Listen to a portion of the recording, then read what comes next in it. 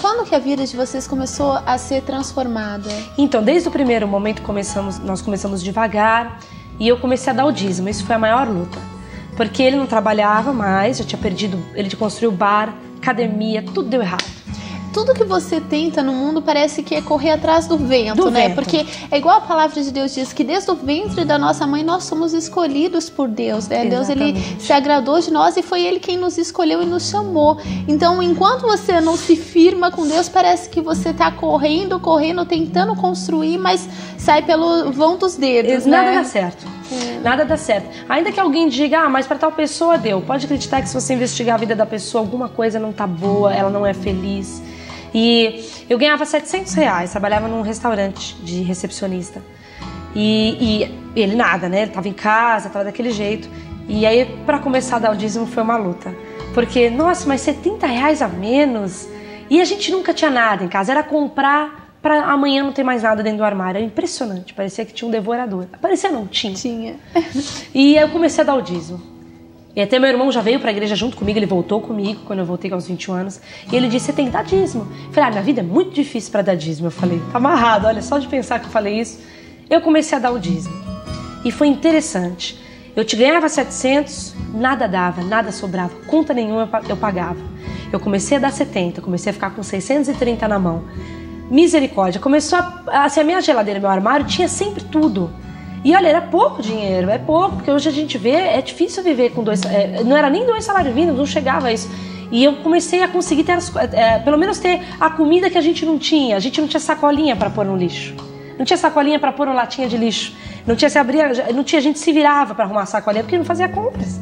E começou a ter tanta sacolinha que um dia a gente abriu a gaveta e tinha sacolinha para você vai fazendo assim. E aí meu marido falou, poxa, glória a Deus, que tem sacolinha sobrando dentro de casa. E era uma coisa muito impressionante, porque a gente não tinha. Então a gente começou a ver pelo lado dos mantimentos dentro de casa, começou a sobrar, parecia que tinha semente. E então aquilo, meu marido, eu lembro que ele falava, porque no começo ele foi contra, então vai dar dízimo. Ele não que dá dízimo, porque pastor, porque não sei o que lá, começou a dar dízimo e ele falou, puxa vida, depois que o dízimo começou a negócio dar certo, eu falei, é verdade. Deus começa a guardar, né? Deus começa a trazer algo sobrenatural, né? Não tem como explicar. Aí ele arrumou um emprego, onde o tio dele tinha uma firma, começou a ganhar muito bem. Não tem como explicar como aquele mesmo salário que sem o dízimo não dava pra nada, com o dízimo passou a suprir todas as necessidades e trazer mais. É aquele ditado que diz, né, que a matemática com Deus, 10 menos 1 é 9, 10 menos 1 é 11 pra Deus. A gente nunca conta que aquilo vai faltar. É como se você estivesse recebendo 700 na sua mão ainda. Você não tirou nada, parece, né? E ele arrumou um emprego com o tio dele, começou a ganhar bem, a gente começou a se Vocês buscaram manter por essa porta de emprego? Como é que Sim, foi? ele buscou, ele começou, até ficou mais interessado, porque ele estava tão desanimado no mundo que nem buscar prado nenhum ele sabia correr. Ele começou a entender que não era bem assim, que ele estava se esforçando como Josué e Deus dava a vitória. Então ele foi, o tio dele contratou, o tio dele, aí ele começou a trabalhar, começou a ter mais coisas dentro de casa. A gente chegou a perder 2 carros, que a gente entrava no financiamento e perdia o carro por causa disso. E aí começou a conseguir pagar a prestação, depois arrumou outro emprego numa loja de carros, ganhou mais ainda. E assim, começou a fluir, começou... graças a Deus tudo foi dando certo. Inclusive, um pouco antes dele se converter, ele tinha conseguido um bico numa balada, assim. Não fala assim mais balada, é casa noturna, né? Que é de jovens. E ele tinha conseguido esse emprego, e quando ele esses bicos, né, que ele fez, e quando ele se converteu, ele largou. Então foi a maior prova de que ele tinha se convertido, porque lá, de alguma maneira, esses lugares, como eu digo, o diabo quer tanto você nesse lugar que ele faz você ganhar dinheiro. Tudo bem que o dinheiro não dá pra nada, mas faz. Então você troca um salário de 2.000 nessa balada pra ganhar 1.000 honestamente. Ele falou, não, eu vou. Então começou a fluir. É engraçado que essas atitudes, esses posicionamentos, não é algo que alguém pega e obrigou o teu esposo, não, você tem que sair de lá, não. É algo que o próprio Espírito de Deus vai falando e você já não se sente mais bem de estar naquele lugar. Exato, é o coração da gente, né? Fala, não, tá errado, tá errado, tá errado. Você não consegue mais conviver com essas coisas. Exatamente, né? Não, com erro nenhum, com nada, com as coisas que tem em casa. Você já vai tirando imagem que você tem em casa, vai tirando pingentinho que você tem. Você vai começando a limpar coisa que não tá condizendo com a Bíblia, né? Graças a Deus foi dando tudo certo, ele trabalhou, depois ele saiu do tio dele, conseguiu um outro emprego, que ele até disse que ele pediu a Deus que ele queria um emprego que fosse registrado, mais de R$1.000, e que pelo menos começasse 9 horas da manhã. A gente dá risada, mas não é que aconteceu, ele conseguiu trabalhar como revendedor da Mundial, conseguiu receber o salário adiantado, nós estávamos precisando. Olha, foi só uma bênção. Ele queria dormir um pouquinho mais. Queria dormir um pouquinho. Ai, Jesus. E olha, eu sei que assim, foi tão impressionante que a gente estava nessa denominação, e como toda denominação que a gente participou dessa, e depois viemos para a Igreja da Graça. Mas assim, a gente sempre teve disposição de ajudar. Deus ensinou isso pra gente. Tem uma coisa para se levantar na igreja, vamos ajudar, né? E esse tipo de colaboração também é subejando na nossa casa. Porque você está participando pela casa de Deus, e Deus também provê na tua, né? E foi caminhando, Esse foi prosperando. Coração voluntário, né? Exatamente. E ela, graças a Deus, a gente tinha uma dívida muito grande no apartamento, e saiu uma herança, assim, inesperada do meu avô, e pagou dívida, compramos um carro, coisas assim, sabe? Coisas que só Deus pode fazer. Que sai do nada, né? Deus, ele faz aparecer para poder abençoar e suprir, Exatamente. Né? Meu filho até entrou com 4 anos na escola, até não entrou antes, porque a gente não tinha condições. E com 4 anos eu já estava com Cristo, pus numa escola muito boa, graças a Deus, nunca faltou nada para ele. E assim a gente vai caminhando, né? Graças a Deus. Daqui a pouquinho, pastora, a senhora vai contar pra gente como é que foi o seu chamado, como é que Deus ele falou com você e aquilo que você tem visto Deus ele realizar também através da sua vida, tá bom? Amém. Nós veremos agora os testemunhos que aconteceram aqui na Igreja Internacional da Graça de Deus.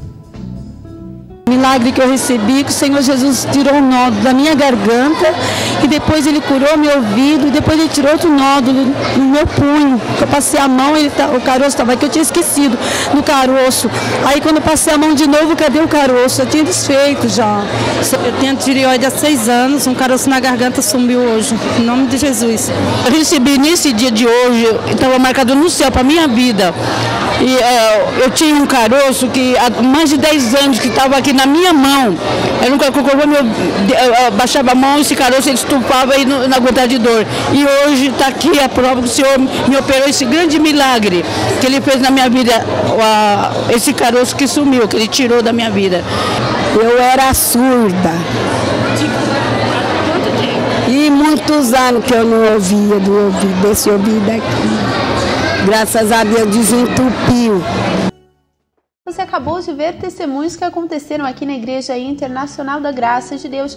Quando você recebe a palavra, quando você ouve a palavra de Deus, Deus ele faz na sua vida aquilo que é sobrenatural, aquilo que é o desejo do teu coração. A palavra de Deus diz que é muito mais do que o que nós esperamos, do que aquilo que nós poderíamos imaginar. É aquilo que Deus ele tem para fazer na sua vida também. Então começa a se envolver com Deus, começa a receber, a aceitar essa palavra, viver essa palavra, porque a Bíblia diz que as bênçãos de Deus, elas virão sobre ti e te alcançarão.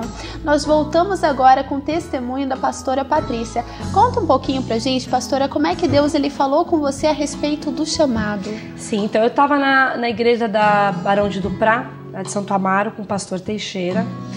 E eu estava trabalhando numa empresa, mas eu não estava mais sentindo a vontade assim de estar naquela empresa, mas parece que alguma coisa me chamava o tempo todo para estar dentro da igreja. A gente já evangelizava e eu gostava muito de pregar a palavra. Agora sim, claro, eu não larguei o emprego, não fiz loucura não, eu esperei Deus me chamar, né? E eu fui devagar e eu conversei com o pastor Teixeira e ele falou, olha, isso é chamado, né? Mas ele também não me deu, ele foi muito prudente, não me deu esperança nenhuma, ele falou, quer dizer, ora, né? Vai orando. E eu continuei orando. Aí a igreja se unificou em Santo Amaro, veio o pastor Rosivaldo. E aí... É interessante a senhora falar sobre isso, sobre não fazer loucura, porque sempre que Deus... Às vezes as pessoas elas acham que o ato de fé é simplesmente largar tudo, não saber para onde ir, não saber o que fazer, e na verdade não. Deus ele te dá uma segurança, ele te dá um alicerce e ele vai honrando aquilo que ele tem falado ao teu coração. Exatamente, não, Deus dá obra, ele dá as ferramentas. Eu não posso simplesmente agora eu tenho um chamado, eu vou largar todo o meu emprego, esquecer da minha família, porque eu já vi testemunhos assim, não é assim, é com prudência, né? Deus dá obra e dá as ferramentas. Às vezes acaba sendo até uma cilada na vida da pessoa. Com certeza, a pessoa fez sem prudência, né? E a gente tem que ser prudente. E eu, na igreja de Santo Amaro também com o pastor Rosivaldo, ele foi dando mais oportunidades para mim, eu cheguei a fazer alguns cultos, abrir cultos, né, fazer com louvor. Comecei a me lançar mais, mas trabalhando. Trabalhava lá fora, saía correndo, ia para a igreja à noite. Eu estava na igreja de segunda a segunda, de domingo a domingo, trabalhando e conciliando, né? Sábado e domingo, dias mais livres, ia, pregava, evangelizava, ajudava, quer dizer, sempre ajudando o pastor, auxiliando no que podia, ajudando, me lançando na obra devagar. E Deus falava para mim, vai ter um momento, vai ter um momento. E eu esperando. Eu, Deus, quando vai ser? Tinha horas que eu falava, eu vou pedir as contas. Não, eu vou para a igreja, eu vou pedir as contas. E Deus falava comigo, ainda não tá na hora, né?